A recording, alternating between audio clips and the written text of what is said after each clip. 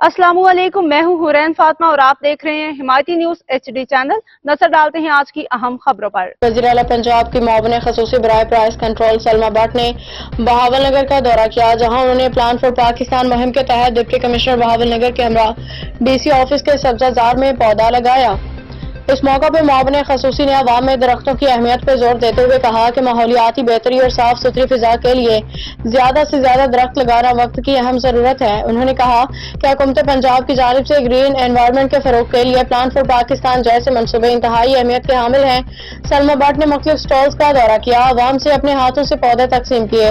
उन्होंने शहरियों पर जोर दिया कि वो इस कौमी मुहिम में बढ़ चढ़ के हिस्सा लें और अपने घरों, दफातर और दीगर जगहों पर दरख्त लगाएं ताकि आने वाली नस्लों को एक बेहतर माहौल फराहम किया जा सके। डिप्टी कमिश्नर बहावलनगर ने भी इस मौका पर कहा कि जिला इंतजामिया शजरकारी मुहिम को कामयाब बनाने के लिए हर मुमकिन इकदाम कर रही है। मुआविन खसूसी सलमा भट्ट ने अवाम से अपील की कि वो शजरकारी को सदका जारिया समझ के इसमें हिस्सा लें ताकि चरिंद परिंद और तमाम मखलूकात को फायदा पहुंचे। मज़ीद अपडेट्स के लिए देखते रहें हिमायती न्यूज HD चैनल।